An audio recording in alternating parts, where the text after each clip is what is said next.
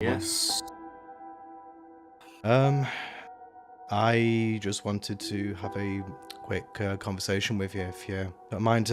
Brandon rummages through his backpack and he pulls out the book that he purchased and said, "It is only a meager gesture, but I felt that I wanted to get you something just before we had a chat." The book is released from your grasp as it floats up towards him, and he looks it over. David's first magic. It was the only thing that I could find. I do apologize if it isn't to your standards, and it's definitely not meant to be any kind of veiled insult. I actually did try to look for books on magic theory and geopolitics. I heard from David that those were your preferred subjects. I even tried to look for things for high dining and history, but I do apologize. That was the only thing I could find. You tried, and that's something at least. Thank you. I will get you something more sufficient when I've got time, because, honestly, I've wanted to have this particular conversation with you for about 3 days now. It didn't really feel right until I got something because, well, we haven't had the best relationship, I know. And I also wanted to talk to you without the others around, just so that I'm speaking to you as myself. My perspective is these last few days, Devlin. I've learned a lot about my legacy, a curse on my soul. I've been hunted by forces of hell and, well, meeting Moira. So, things have changed a great deal, I think. So I'm just going to get to the point. I'm sorry, Devlin. I am sincerely sorry for how I have acted towards you. I know that your position is difficult, and I know that I've done nothing to make that easier. He floats down, taking a sitting position on a bed. I am sorry. I know that this situation has put you all in a unwanted position, forcibly. I do what I do because it's what I have to do. Thank you, Devlin, sincerely, I do appreciate that. You know, when I saw how you reacted to the completion of the greenhouse, I think I finally got it.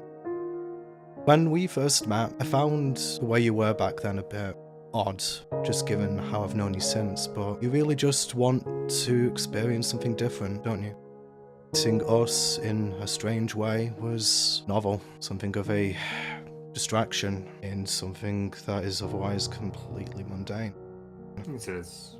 I can't frankly imagine what that's like, and given my mortal perspective, I don't think I'll ever truly be able to grasp it, so I'm not going to insult you by insinuating that I can empathize fully. Have you ever known what it's like to know exactly how many breaths someone takes?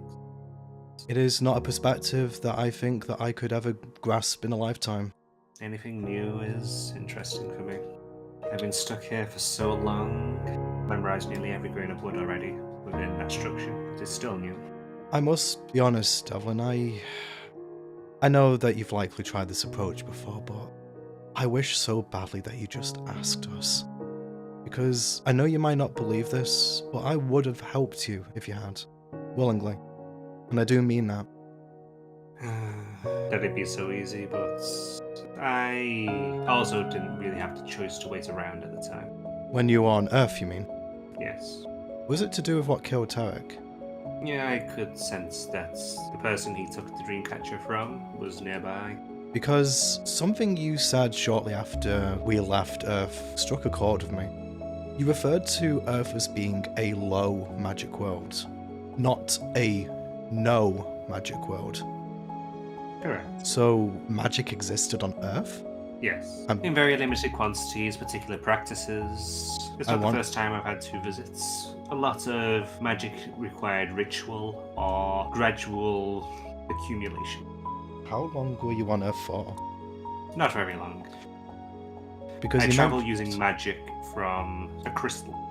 I remember you mentioning something about needing to draw a magic circle. I'm guessing that's also part of the ritual? Part of something else. Fair enough. In which, after here, we will be having to go somewhere for a little bit whilst the crystal recharges.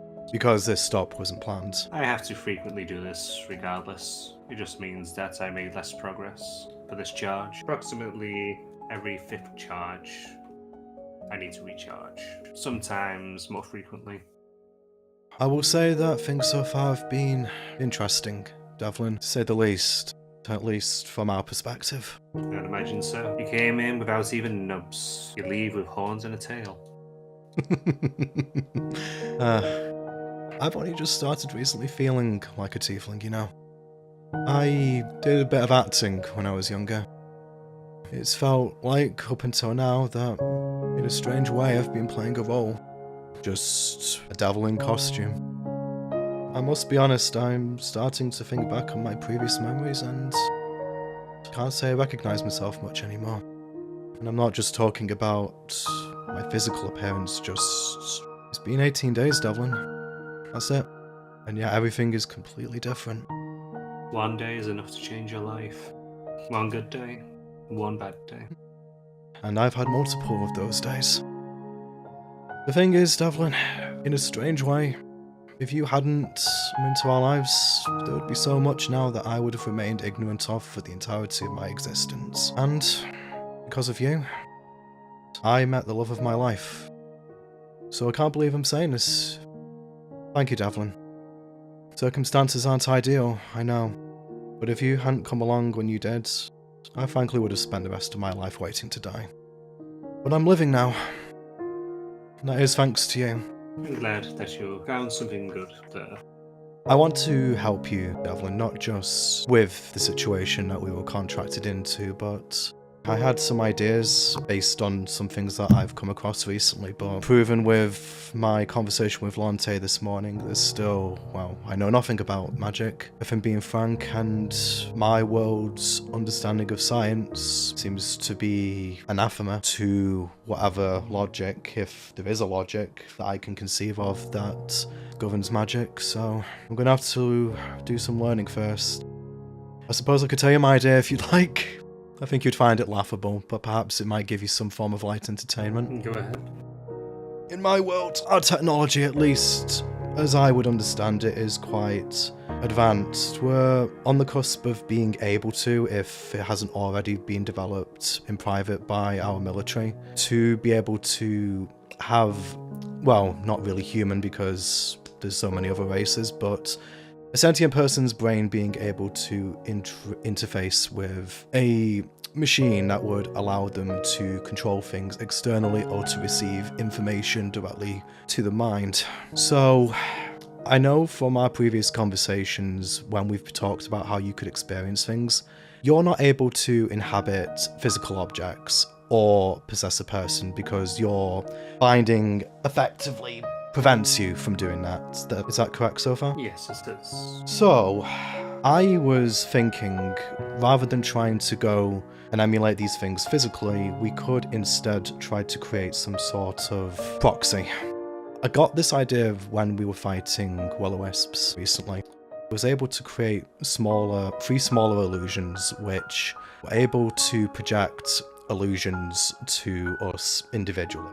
It was able to take on the forms of people that we cared about, speak directly into our minds, and cause discomfort to the point that it ceased to be psychosomatic and ended up becoming physical pain. What I find interesting about that is the ability for the will-o-wisp to form a psychic connection, presumably with 3 separate targets, be able to read their minds, find contextually relevant memories to be able to torture their victims with, be able to have them say things that would hurt the person, and be able to convey it in a language that they would understand. Like, because we saw and heard different things, so this would be what I suppose I would refer to as something that's client-side in my world. Like with a computer, you would have a device that could send information to multiple devices, but then some devices would only see it's a very difficult concept to explain, I appreciate, given that you have no context from what I'm talking about, but the sensory information being sent to multiple people is the pertinent factor here. So, considering that they were able to emulate sound and to fool our vision, I was wondering whether you could take elements of a will-o-wisp and give it sensory information from your memories, and rather than having it be a one-to-one connection between the will-o-wisp and the person, that you could introduce a third party between. In other words, if I had a memory of eating something and that sent to the will-o-wisp and sent back, if we kind of put, let's say, you in the middle of that loop, I'm wondering if that would be a way that we could try and get you to experience things that you might have experienced before, but from a new perspective. So even though it's something, I suppose the phrase would be something that's old as new again, and strangely, I actually found something recently that could be a partial proof of concept. When we went on our night out, we sang at a karaoke machine, which, yes, albeit, sounds like a very clunky segue, but please bear with me. But by using my magic, I was able to interface my memories with the device in order to have words appear on a screen that only I could see and produce sound.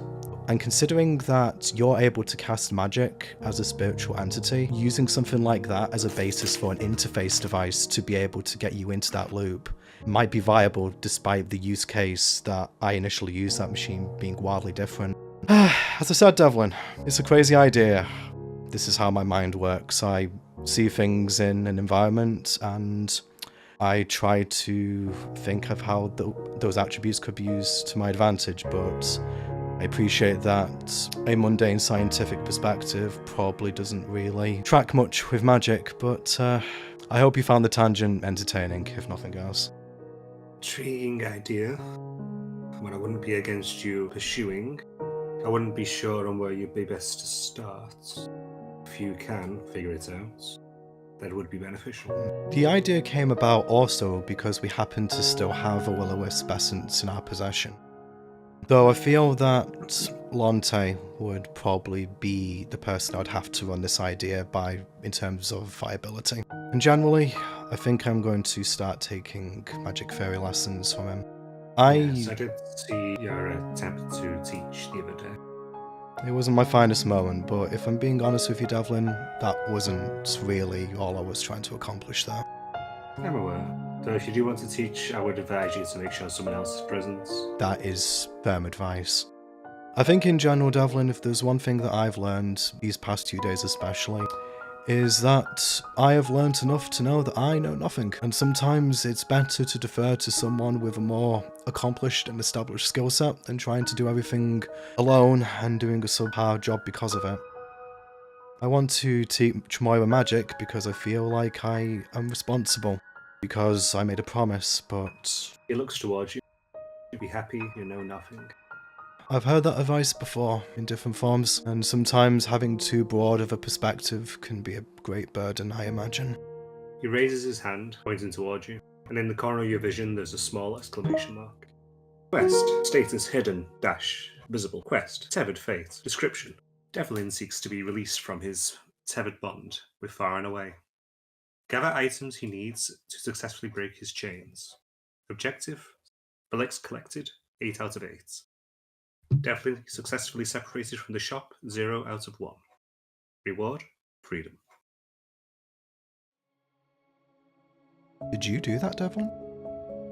I didn't know if you would wish to see that, so I hid it from you all. So you were aware of the quest system? Yes. What is it, Devlin? It is part of the way that I gifted you magic.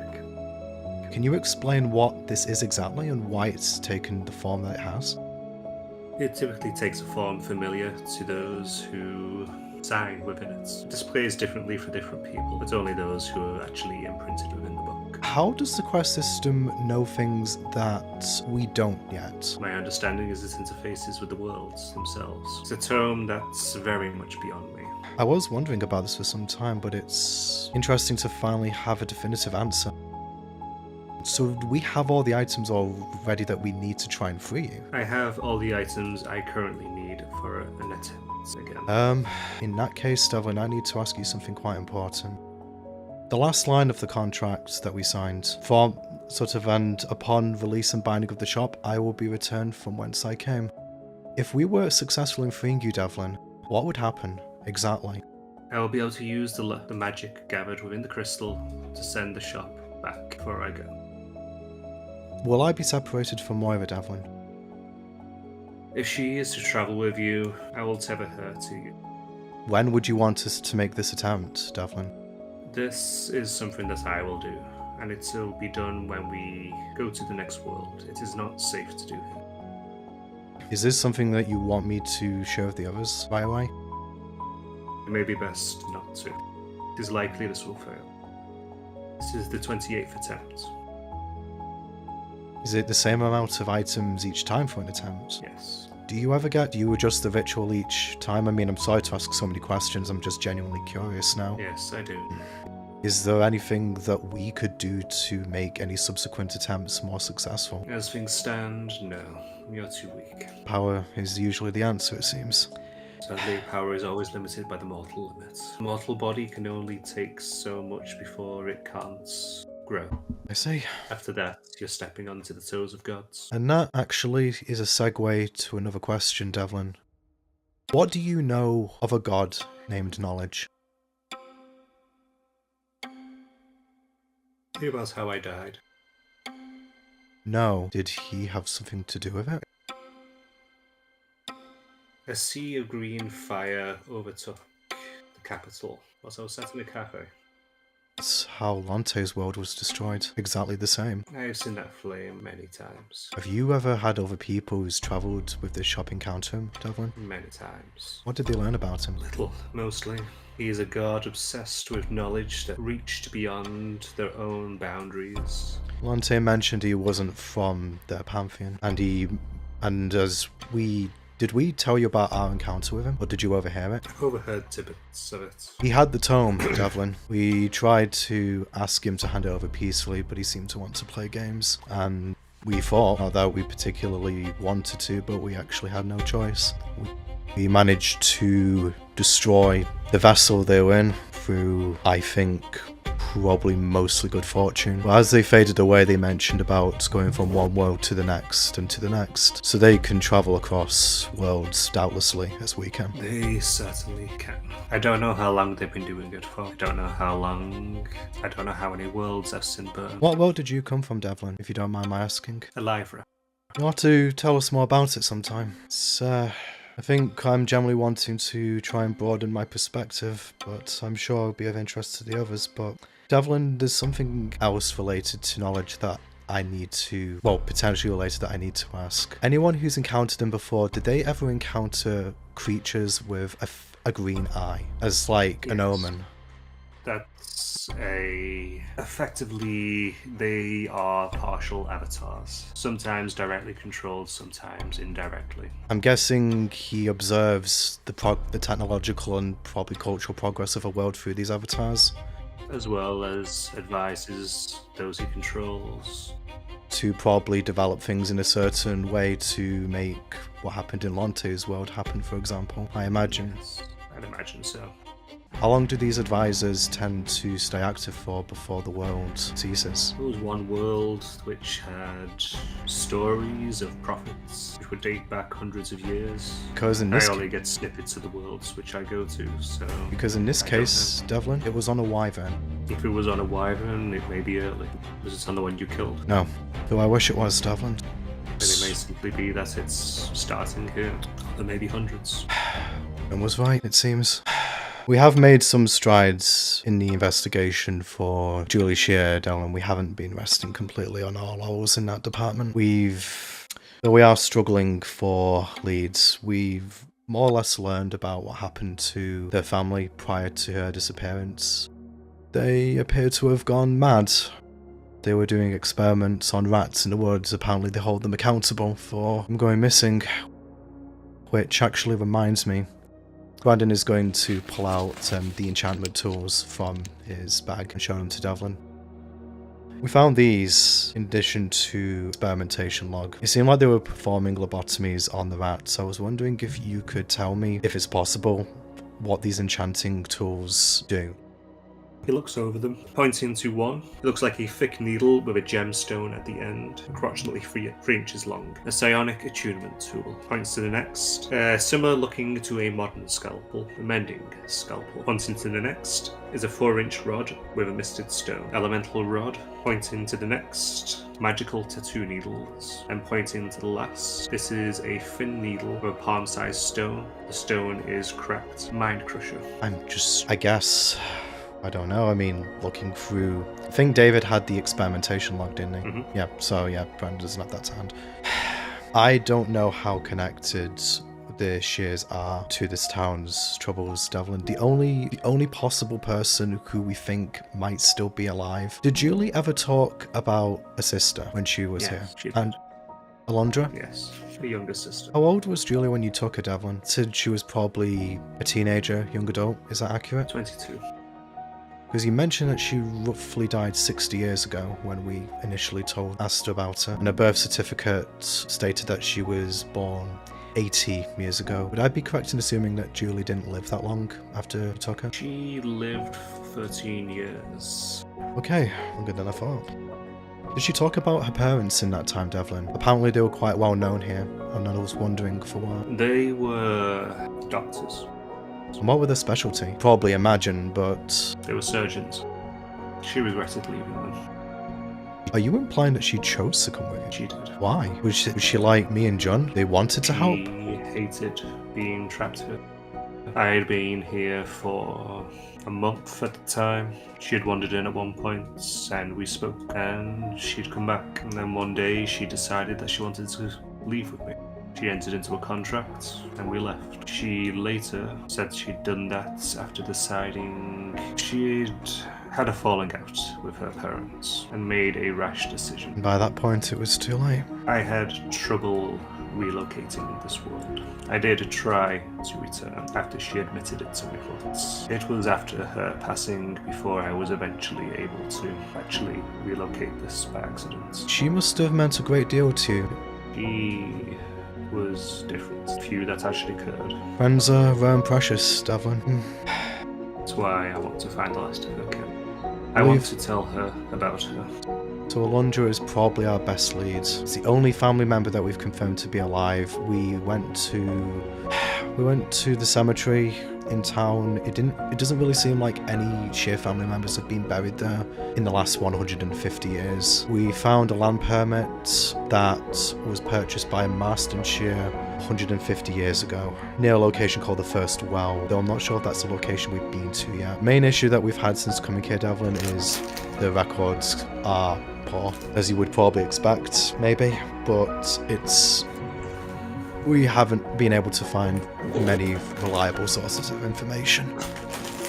All we know about Alondra is that she got married 50 years ago, and the person we talked to didn't know the name of their husband. We couldn't find a marriage certificate in the records about it. The only other lead we have on that front is potentially going around the local churches to see whether they apparently were married here, so maybe they might have a record, give us an idea of where they went. Their parents, I'm not sure if we could... Julie's parents, I don't know if they were alive. I mean, I don't know how long tieflings typically live or whether it's feasible that they would even be alive right now. We found an experiment log which had dates in it. Actually, come to think of it, Pete, because we've discussed that and David was able to identify dates, would we have gotten an idea of how long ago that was? Let me do maths now. Did I not say anything? Did you bring this up last session? Did I give a timeline then? Nothing was given then, but we can perhaps say retroactively because, like I said, David knew at a glance in the record, so I'd say that it's just maybe because we got attacked by the rats.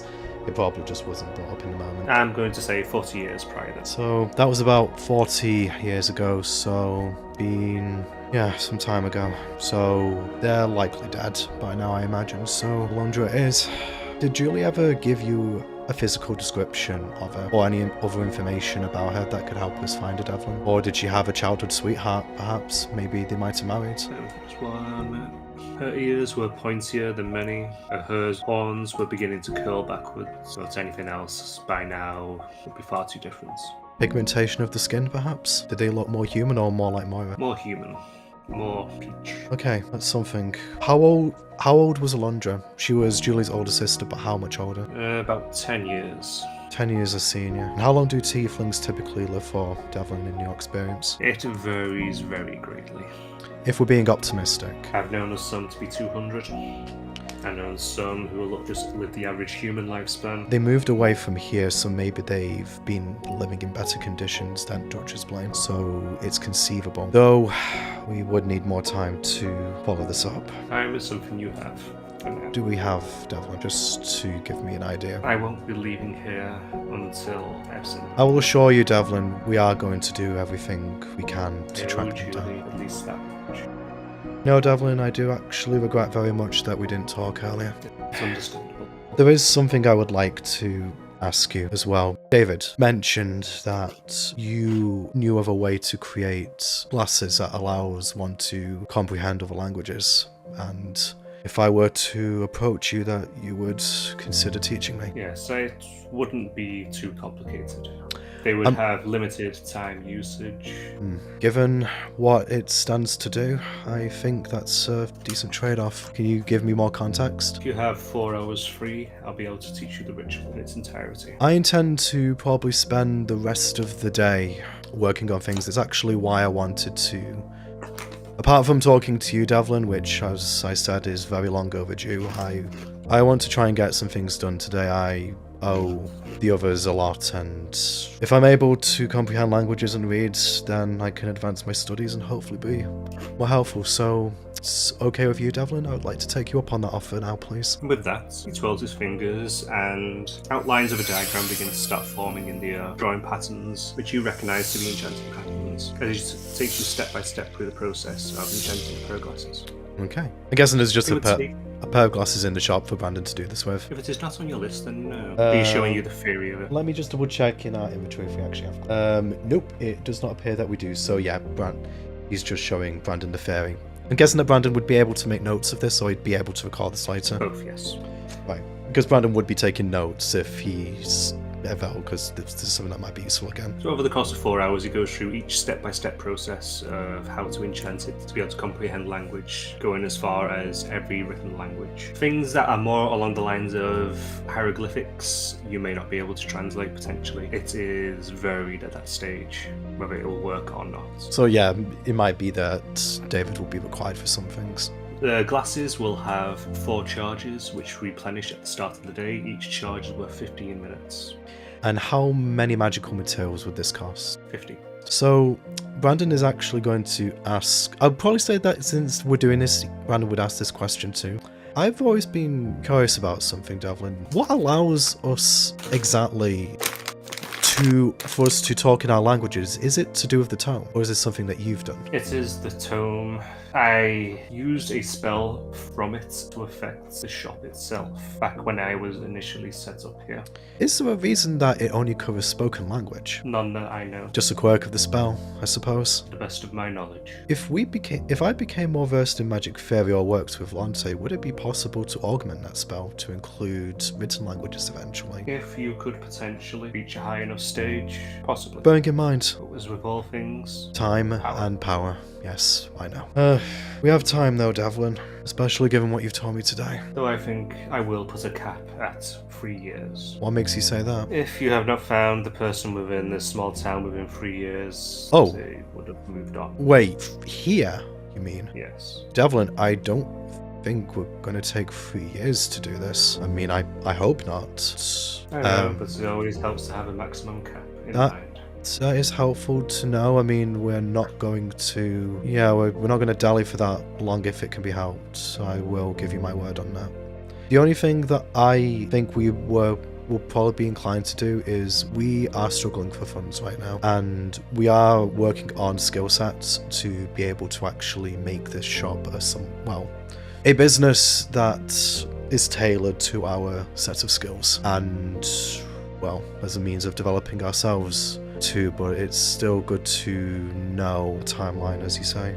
Just trying to think if there's anything else that I particularly wanted to ask you right now. I didn't actually realise how much I wanted to ask you, frankly, until I started talking. It's often the way, isn't it? When you actually get down to a conversation with someone, even if they're different from you, you find that sometimes you actually have a lot more in common than you would have initially anticipated. Well, if you have more, I'm here. If I don't answer, it means I'm in study.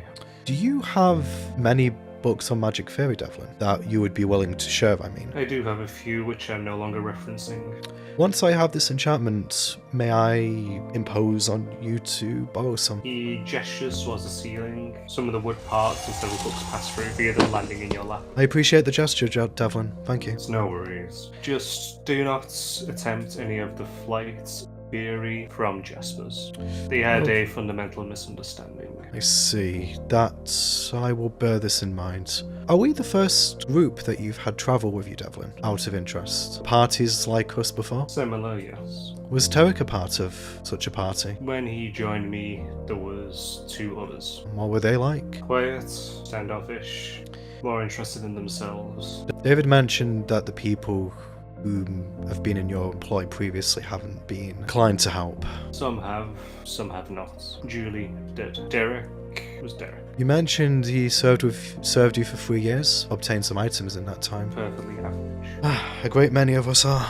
Though your friends are downstairs now. Yes. You want to go back to them? Yes, but this was important. I didn't want to, with everything that went on these past 3 days, Devlin, I wasn't sure if I was coming back from facing that wyvern, but I felt that you were owed an apology, and I wanted to make sure that that was given the due time and consideration it deserves.